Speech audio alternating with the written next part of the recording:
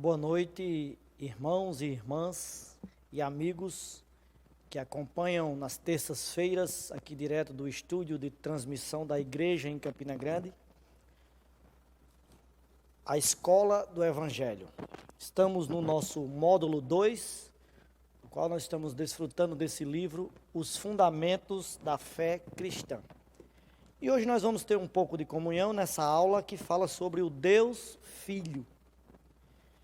Vimos na semana passada o Deus Pai, e o arranjo de Deus tem nos mostrado por meio desse livro que o Deus triuno, como vimos a semana passada, ele é muito bem explicado na Bíblia, mas temos usado principalmente as parábolas de Lucas 15.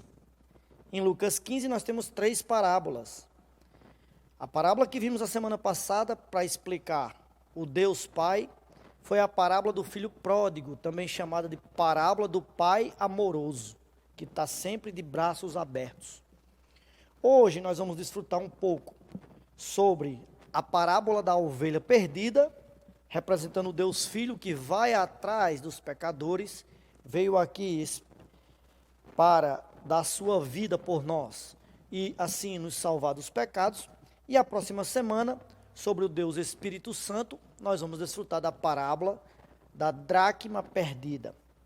E antes de entrar diretamente no assunto da lição, eu queria ler para vocês um pouco de um hino que nós cantamos, desse hinário, que é o Cântico 34, que fala assim, ó: mistério tão profundo, Deus é um e é três.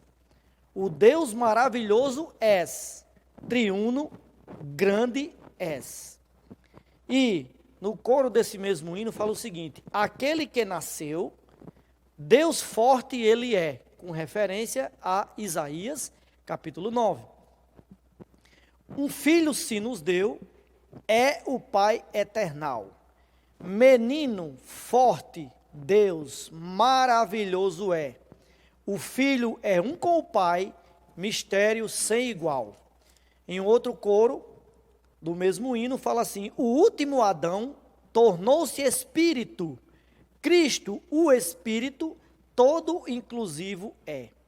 O último Adão tornou-se Espírito. Cristo é o Espírito e hoje habita em nós. Então, eu gostaria ainda de compartilhar uma pequena história que se deu comigo certa vez, quando um irmão, falando sobre esse hino e falando sobre esse mistério tão profundo, dizia para mim que não conseguia entender. Daí eu dei um exemplo bem simples para ele que eu quero dar para vocês nessa noite.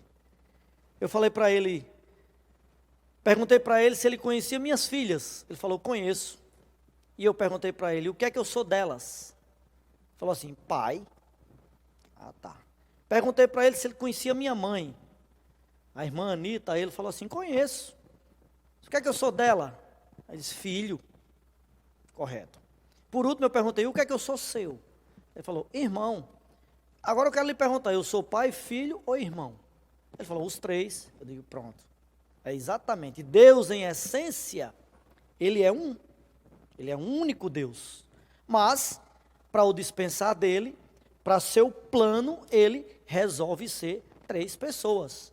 E aí ele é pai, ele é filho e ele é espírito. E nessa noite nós queremos compartilhar um pouco sobre o Deus Filho. E por último, antes de iniciar propriamente na mensagem, eu queria compartilhar um pouco com você sobre o seguinte: Deus não deixou a Bíblia simplesmente para que nós conheçamos e entendamos ela. Mas todas as verdades bíblicas são para o nosso desfrute. Você precisa ler, conhecer e estudar a Bíblia, não somente para entender as histórias, como se fora um livro de história, ou um livro de qualquer outra matéria. Mas a Bíblia é a palavra de Deus. E essa palavra de Deus é o nosso alimento. Então, assim como essa palavra de Deus é nosso alimento, as verdades que estão na Bíblia, apesar de ser para a nossa compreensão, elas são principalmente para o nosso desfrute.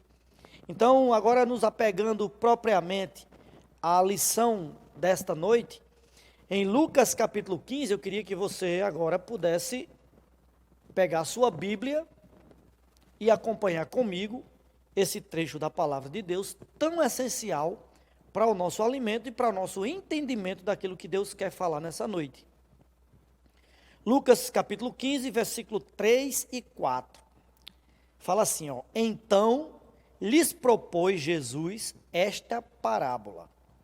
Qual dentre vós é o homem que, possuindo 100 ovelhas e perdendo uma delas, não deixa no deserto as 99 e vai em busca da que se perdeu até encontrá-la?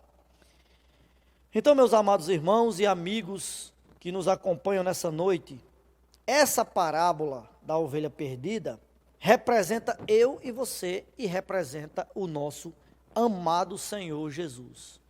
Ele é esse pastor, ou seja, ele sendo o próprio Deus, ele se fez homem e veio habitar entre nós para quê? Para nos resgatar da condição de pecador. Então ele, como sendo esse pastor, ele primeiramente deu a sua vida por nós. Agora eu quero ler mais um versículo, que está em João, Evangelho de João, capítulo 10. Espero que você esteja aí com sua Bíblia e possa nos acompanhar. João, capítulo 10, versículo 10 e 11. João, capítulo 10, versículo 10 e 11. Que fala assim, ó: O ladrão vem somente para roubar, matar e destruir. Eu vim para que tenham vida e tenham em abundância. E no versículo 11 o Senhor falou: Eu sou o bom pastor dá a vida pelas ovelhas. Então, nesses dois versículos, nós encontramos a palavra vida duas vezes. Não sei se vocês prestaram atenção, para isso eu vou ler de novo. O versículo 10, inclusive está aqui na tela, para nós. E que fala assim, ó: O ladrão vem somente para roubar, matar e destruir. Aí o Senhor completa o versículo dizendo: Eu, o Senhor, vim para que tenham vida. Primeira palavra vida que aparece. E a tenham em abundância. Eu sou o bom pastor, e o bom pastor dá a vida pelas ovelhas. Então aparece esse vocábulo vida duas vezes, que na nossa tradução para o português, ambas são traduzidas por vida. Mas eu quero mostrar para vocês através dos slides, que no original grego, que foi a tradução da Bíblia, o Novo Testamento, a parte do Novo Testamento, a língua original usada foi a língua grega. E esses dois vocábulos, vida, que aparece no versículo 10 e aparece no versículo 11, são dois vocábulos diferentes. O primeiro deles, do versículo 10, é a palavra zoé. Essa palavra zoé é a vida eterna, é a vida incriada de Deus. Não é a vida humana que nos criou, mas é a vida de Deus, é a própria vida de Deus. E ele falou: Eu vim para que tenham vida. É essa vida incriada e eterna que o próprio Deus, através do Filho, quer dar para você e para mim. E no versículo 11, tem o outro vocábulo, traduzido nas nossas Bíblias por vida também, que é psique, tá? Que deu origem à palavra portuguesada psicologia, o estudo da mente, o estudo da alma, o estudo da personalidade. Então, esse segundo vida aí, no vocábulo do versículo 11, é o termo psique. Isso quer dizer que o Senhor Jesus, ele falou aqui no versículo 11, eu sou o bom pastor e o bom pastor dá a vida pelas ovelhas. Ou seja, ele deu tudo que ele era, ele derramou toda a sua pessoa em favor de nós. Ele derramou toda a sua personalidade. Ele não deu apenas, morrendo naquela cruz, a sua vida biológica. Aí eu quero ler diretamente uma frase aqui do livro, que nós estamos desfrutando, que diz assim, ó: o Senhor não deu apenas a vida biológica ao morrer, mas deu a sua vida psicológica, emocional e humana, com todos os sentimentos que isso implica. O Senhor negou a si mesmo para realizar a maravilhosa redenção de Deus por nós. Eu queria que nós entendêssemos nessa noite o seguinte: nenhum homem poderia se achegar a Deus. A Bíblia tem um relato que diz que Moisés se avistava face a face com Deus. Mas temos outro relato na Bíblia que Moisés quis ver Deus. Não parece que a Bíblia entra em um paradoxo, em algo que é controverso? Não. Aquele face a face é porque Moisés, ele falava com Deus, ele ouvia Deus. Por isso que a Bíblia trata que ele era um profeta que estava face a face com Deus. Mas quando ele quis ver a pessoa de Deus, propriamente dita, Deus o colocou numa fenda da rocha e passou por ele. E ele só viu Deus por trás, ele só viu as costas de Deus. Isso mostra que no Antigo Testamento, Deus não podia vir diretamente ao homem, porque se ele viesse, ele consumiria o homem. Ele mataria, ele exterminaria o homem a que ele viesse. Então foi necessário a vinda da segunda pessoa da Trindade, que é o Deus Filho. O Deus Filho precisou vir. E o Evangelho de João ainda nos explica no capítulo 1 que ele veio e tabernaculou entre nós, ou seja, ele armou a tenda de Deus para poder se avistar conosco, para poder estar no nosso meio. E ele mesmo, em determinada passagem de Lucas, fala que o nome que seria dado a Jesus era Emanuel, que quer dizer Deus conosco. Portanto, meus amados, o Deus Filho, ele veio para cumprir o plano do Deus Pai. Ele não fez nada de si mesmo, ele não fazia sua própria vontade, não falava suas próprias palavras. Daqui a pouco eu vou falar sobre esses versículos que está na Bíblia, porque tudo que ele fazia na terra consistia em expressar o Pai e para mostrar para a humanidade que ele e o Pai eram um. Louvado seja o Senhor.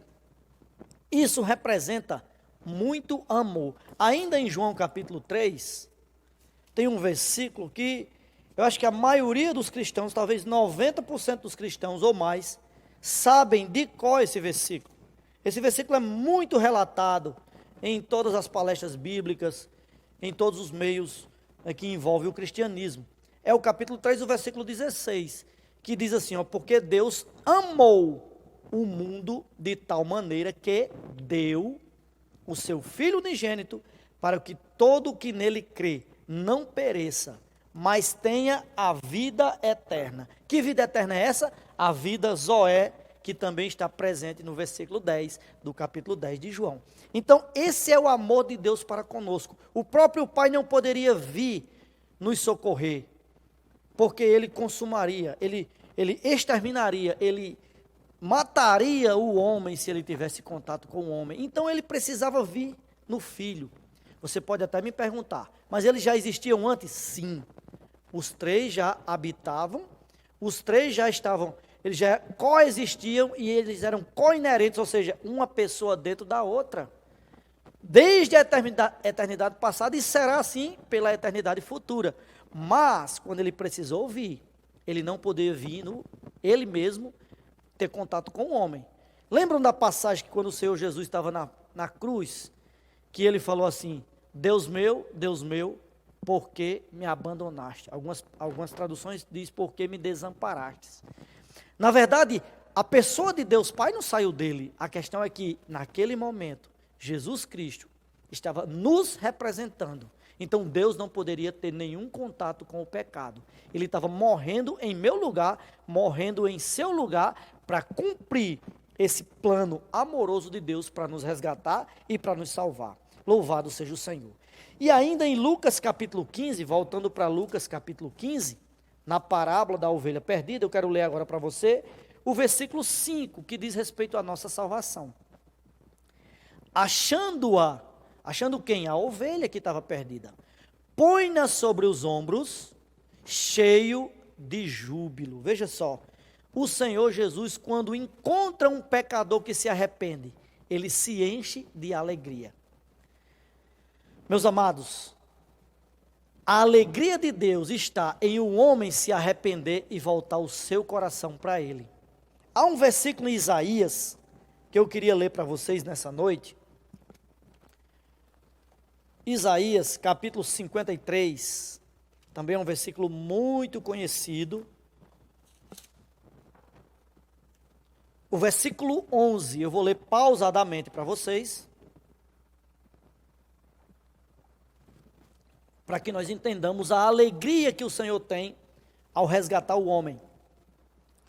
Diz assim, ó: ele verá, ele quem? Está se referindo ao Senhor, o fruto do penoso trabalho de sua alma, de sua psique. Ele que deu a sua vida, ele deu a sua personalidade, ele deu tudo o que ele compreendia, tudo o que ele era, ele deu em favor de nós, e ele vai ver esse penoso trabalho que ele teve em dar a sua vida, todo o seu ser, toda a sua personalidade, e ficará satisfeito. Quando alguém crer no Senhor, causa no coração do Pai, no coração do Filho, no coração do Espírito, uma tremenda alegria, ou seja, uma satisfação de ver de que tudo que ele cumpriu foi para alcançar o homem. Então, assim como esse pastor da ovelha, da parábola da ovelha perdida, voltando para Lucas capítulo 15, ele, quando achou, ele ficou cheio de júbilo. E o versículo 6 do capítulo 15 diz assim, ó: e indo para casa, reúne os amigos e vizinhos, dizendo-lhes: alegrai-vos comigo, porque já achei a minha ovelha perdida. Digo-vos que assim haverá maior júbilo no céu por um pecador que se arrepende, do que por 99 justos que não necessitam de arrependimento. Então esse é o versículo 7 do capítulo 15 de Lucas. Os 6 e o 7 mostram que há grande júbilo, grande alegria, quando um pecador se arrepende, porque o Senhor, ele deu a sua vida, ele consumou o plano de Deus. Ele foi o nosso autor da salvação, ele cumpriu o plano de Deus para me colocar nos braços do Pai, para me colocar na vida cristã, para me colocar e poder fazer que um dia eu possa ser inserido no Deus triuno. Louvado seja o Senhor. Então, Hebreus capítulo 12 diz que ele suportou a cruz e não fez caso da humilhação pela qual ele passou, por causa da alegria que estava à frente dele. E isso é muita salvação para nós. Louvado seja o Senhor. Irmãos, a salvação de Deus deve ser para nós fato de muita alegria e de muita gratidão. Eu e você precisa pegar uma lição como essa, de que vê o Deus Filho, ou seja, a pessoa de Deus que foi dada a nós para a nossa salvação, e nos tornar muito gratos a Deus, muito mais do que nós já somos. Se nós somos gratos, ainda é muito pouco. Nós precisamos ficar muito mais gratos ainda. Por quê? Porque Deus fez isso por nós. A Bíblia diz que fez quando nós éramos inimigos de Deus. Então nós precisamos ser gratos ao Senhor pelo que Ele fez, e Ele mesmo veio e deu a sua vida por nós. Eu quero continuar aqui na leitura do livro, que fala assim, ó: para que o homem pudesse ser resgatado e salvo, foi necessário um processo pelo qual Deus passou ao encarnar-se, viver na terra, ir à cruz e morrer. Você sabia, você já parou para pensar que a vinda do nosso Senhor, a vinda do Deus Filho para a humanidade, mudou até mesmo o calendário humano? Todas as pessoas hoje consideram o calendário como antes de Cristo e depois de Cristo. Se nós estamos no ano 2020, as pessoas medem esses 2020 anos após a vinda do nosso Senhor. Então, é uma mudança tremenda que Deus proporcionou à humanidade quando ele veio no Filho. Tudo isso sabe por quê? Porque você e eu somos importantes nesse plano, nesse processo que Deus fez para poder nos incluir e nos salvar. Nós não tínhamos como ser salvos por nós mesmos. O homem não podia ser salvo por querer. O homem não pode ser salvo por achar que faz boas obras. O homem só pode ser salvo se a salvação do Senhor, por meio do seu plano, o alcançar. Então, por meio da bondade de Deus que conduz o homem ao arrependimento, é que é possível o homem receber a salvação de Deus. E o que é receber a salvação de Deus? É justamente você desfrutar da vida incriada de Deus que vem a nós por meio do crer. Então, tudo isso o Senhor fez por nós. Eu queria ler um versículo agora, em João capítulo 1.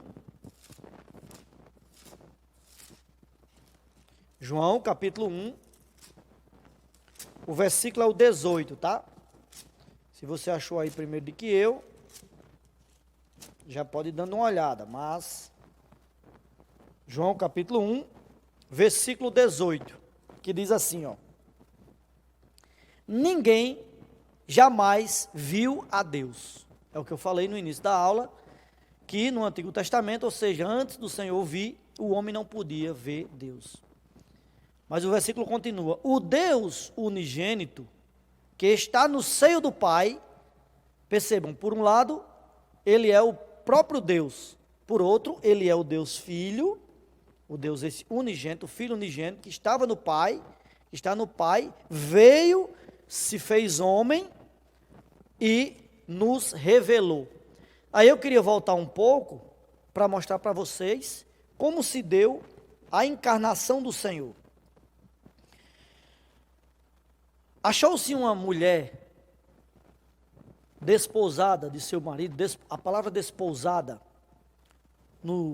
na cultura judaica é noiva, tá? Essa mulher era noiva e estava prometida para o seu esposo e ela se achou grávida. Mas o que foi gerado nela não era algo humano, biológico apenas. Era algo do Espírito Santo. Então o Espírito Santo, o terceiro da Trindade, que é a aula da semana que vem, mas ele veio e habitou em Maria. Tá? Ele, por meio do anjo, Maria recebeu uma mensagem e ela disse assim: eis aqui a serva do Senhor, faça-se em mim conforme a tua vontade. E aí foi gerado o Senhor Jesus em Maria. E o noivo de Maria, querendo deixá-la secretamente, porque não sabia como ia lidar com aquela situação, também recebeu o falar do anjo. O Espírito Santo, por meio do anjo, veio e disse para ela: não deixe a sua esposa, o que há de nascer dela será o Filho do Altíssimo. Então, essa mulher passou 9 meses gerando em seu útero o Deus Filho, o Deus encarnado. E quando ele nasceu, ele era o próprio Deus entre nós. E aí, como ele nunca fez algo de si mesmo, se vocês forem prestar atenção, até para nascer, ele não teve um lugar aqui na terra. A hospedaria estava cheia e ele foi para um estábulo, lugar para animais. E ali foi feito o parto de Maria e ele nasceu. E com o passar do tempo, o Deus Filho foi crescendo e começou, aos 30 anos ele foi batizado para cumprir a justiça. Ele não precisava, porque ele não tinha pecado no lado legal, ele não tinha pecado, e João Batista batizava por meio de arrependimento, para tirar os pecados. Como ele não tinha pecado, quando ele foi a João Batista, ele falou que ia ser batizado para cumprir a justiça. Veja que o nosso Deus é um Deus justo. E aí, após ele ser batizado, ele iniciou a sua obra, a obra que Deus o enviou para fazer. E teve um ministério de 3 anos e meio, quando ele não falou suas próprias palavras, quando ele não agiu por si mesmo, como nós vimos na aula da semana passada, até mesmo para escolher seus discípulos, ele orou uma noite inteira, para que o Pai confirmasse, para que houvesse comunhão, para que houvesse a conexão entre o Deus Pai e o Deus Filho, e assim ele escolheu os 12. Por isso, meus amados irmãos e irmãs que nos acompanham, nós precisamos entender que essa salvação que o Senhor proporcionou para nós, esse plano que ele cumpriu, todo o ministério dele aqui na terra, é para nós hoje um motivo de grande gratidão, mas não é simplesmente para nós entendermos, ela é principalmente para que nós desfrutemos, para que nós nos alimentemos e tenhamos um coração grato. Eu queria ler agora alguns versículos que mostram isso que eu estou lhe dizendo, que o Senhor, mesmo sendo Deus Filho, ele não fazia nada que não tivesse a chancela, que não tivesse a comunhão intrínseca com o Pai. Vou ler primeiro para vocês João capítulo 5, versículo 19. João capítulo 5, versículo 19, que fala assim: Então lhes falou Jesus, em verdade vos digo, que o Filho nada pode fazer de si mesmo, senão somente aquilo que vi fazer o Pai. Porque tudo o que este fizer, o Filho também semelhantemente o faz. Então isso mostra que ele não fazia algo pela sua própria vontade. Ele fazia algo pela vontade do Pai. Eu acho que vocês estão familiarizados com um versículo antes da sua morte, antes aqueles homens soldados que prenderam o Senhor para levar, para ser julgado. Ele estava no Getsêmani, e por 3 vezes ele orou ao Pai, dizendo: Pai, se possível, passa de mim esse cálice. Que cálice era aquele? O cálice de morrer, o cálice da substituição, o cálice da amargura que ele precisava tomar para que nós hoje, toda a humanidade, todos aqueles que creem, possam tomar o cálice da bênção. Mas ele teve que passar por aquele cálice da amargura, mas ele orou 3 vezes assim: Pai, se possível, passa de mim este cálice. Mas sempre na oração ele repetia: contudo, não seja como eu quero. Então ele estava falando como um homem. Não seja como eu quero, e sim como tu queres. Então ele nunca fez sua própria vontade, ele nunca falou de si mesmo, ele nunca fez sua própria obra. João 4,34 fala. João 4,34 fala assim. Versículo 34. Disse-lhes Jesus: a minha comida consiste em fazer a vontade daquele que me enviou e realizar a sua obra. Nessa ocasião, o Senhor teve com a mulher de Samaria, a mulher samaritana, e os discípulos tinham passado a cidade para comprar alimentos, que eles vinham numa jornada e era meio-dia. Mas quando ele se encontrou com aquela mulher, ele ali anunciou que a mulher precisava se render ao próprio Deus, ao único Deus. E aí, quando os discípulos voltaram, pensava que ele já havia comido, porque o seu semblante era de alguém alegre.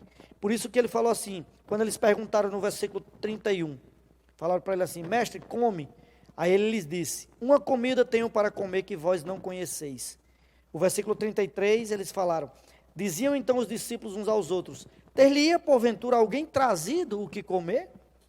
Aí ele replicou no versículo 34, disse-lhe Jesus: a minha comida consiste em fazer a vontade daquele que me enviou e realizar a sua obra. Então esse versículo de João 4,34 mostra que tudo o que ele fazia era para realizar o plano, a vontade, a obra de Deus. Mais um versículo em João, capítulo 14. João, capítulo 14. O versículo 10. João 14, 10, que ele fala assim, ó: não creis que eu estou no Pai e que o Pai está em mim? As palavras que eu vos digo, não as digo por mim mesmo, mas o Pai que permanece em mim faz as suas obras. Então ele estava mostrando aqui para os discípulos que tudo o que ele fazia, ele não fazia de si mesmo, mas ele fazia em consonância com o Pai. João ainda, capítulo 5. Eu estou mostrando todos esses versículos para nós entendermos e desfrutarmos que o Filho veio cumprir o que o Pai mandou.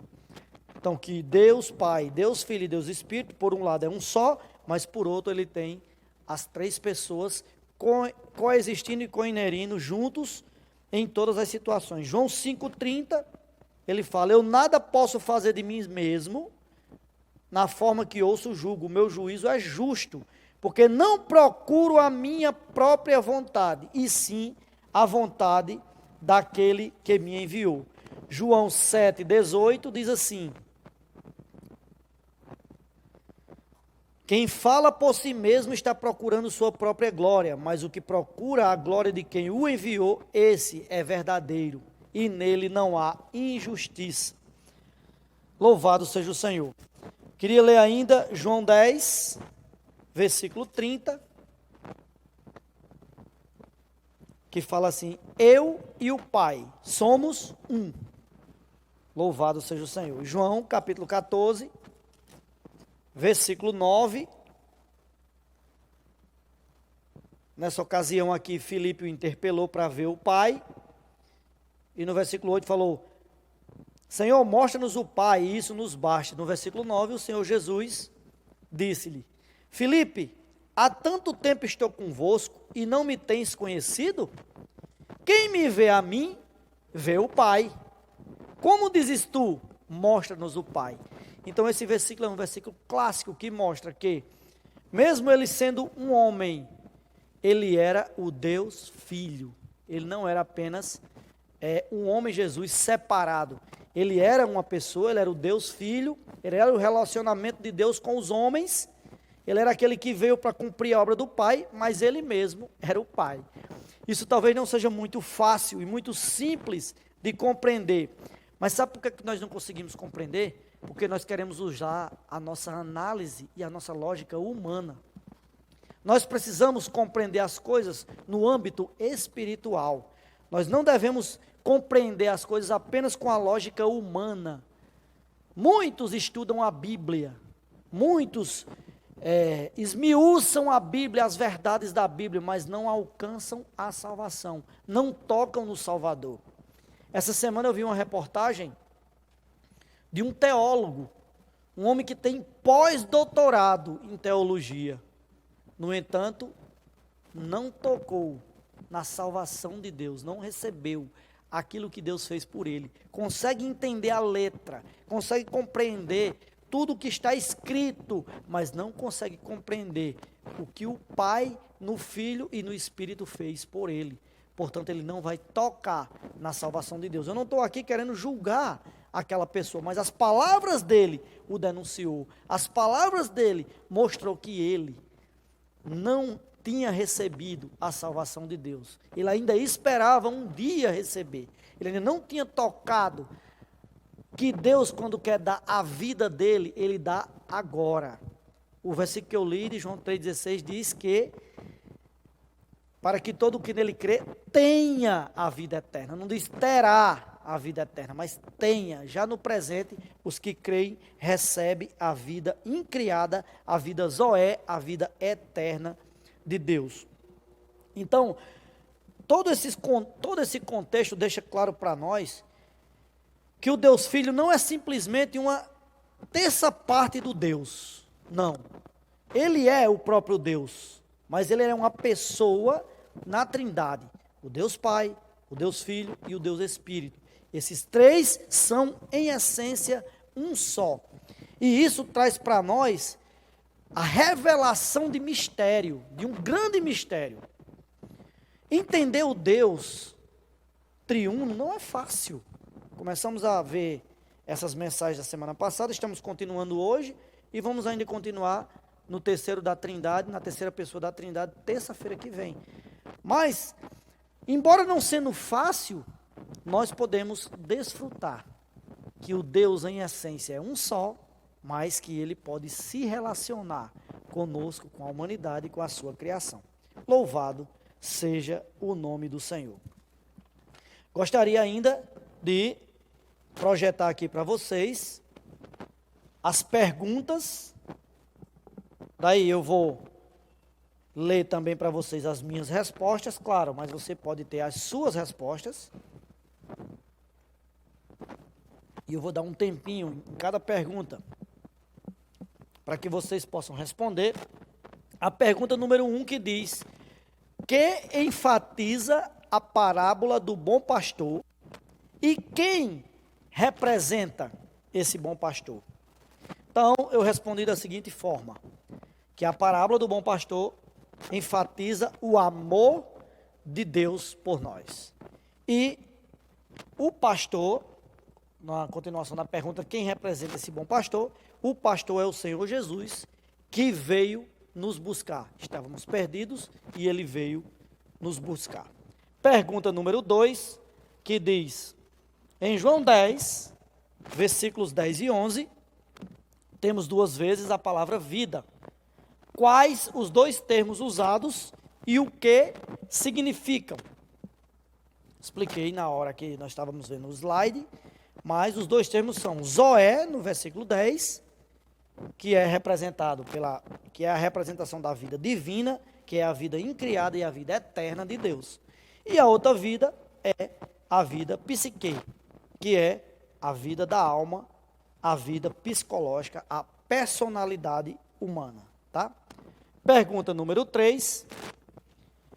Que fez o Senhor Jesus a fim de dar a vida pelas ovelhas? Eu respondi da seguinte forma: deixou os altos céus, assumiu forma de servo, sofreu nas mãos dos homens, foi condenado injustamente e morreu pelos pecadores para resgatá-los. Louvado seja o Senhor.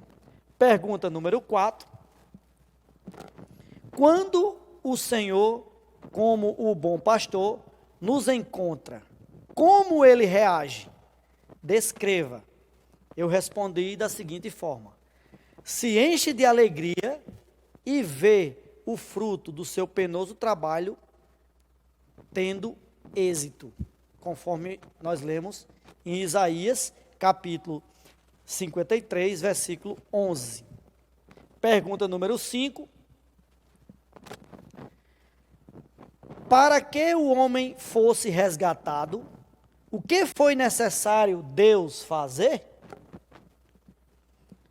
Eu respondi da seguinte forma: passou pelo processo de encarnação, viveu na terra, foi à cruz e morreu em nosso lugar para nos resgatar do pecado e da morte. Pergunta número 6 e última pergunta. Uma vez encarnado, ou seja, uma vez que se fez homem, como Jesus reagiu? Daí eu usei vários versículos para mostrar que ele reagiu não fazendo nada de si mesmo. João 5,19, não fez sua própria obra. João 4,34, não falou suas próprias palavras. João 14,10, não fez sua vontade própria. João 5,30, não buscou sua própria glória. João 7,18, ele e o Pai eram um. João 10,30, e quem vê o Filho, vê o Pai. João 14,9. Louvado seja o Senhor. E assim nós encerramos a segunda lição desse segundo módulo dos fundamentos da fé cristã. Esperamos que vocês que estão nos assistindo, se estão aqui em Campina Grande, se são da igreja em Campina Grande, possam compartilhar no grupo da igreja, e vocês que por acaso sejam de outras cidades ou de outros lugares e não estão no grupo de WhatsApp da igreja, possa responder e possa interagir aqui no chat do YouTube da igreja em Campina Grande. Boa noite e louvado seja o nosso Senhor. Fé é o elemento fundamental de alguém escolhido e chamado por Deus. O justo viverá por fé. A fé vem pelo ouvir, e o ouvir a palavra de Cristo. O livro Fundamentos da Fé Cristã contém 24 lições que visam fundamentar e fortalecer a fé cristã. Ele é a continuidade do volume 1, abordando os mesmos temas, porém de modo mais abrangente e profundo.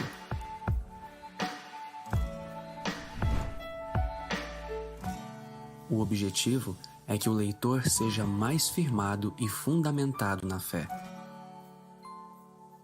tornando-a inabalável. Numa época em que tantas ideologias tentam enfraquecer nossa fé, a leitura desse livro se faz necessária para os que anelam ter um viver individual e coletivo com sabedoria e equilíbrio que agrade a Deus e os conduza em triunfo para o reino de Deus. Que sua fé se torne inabalável com a leitura deste livro.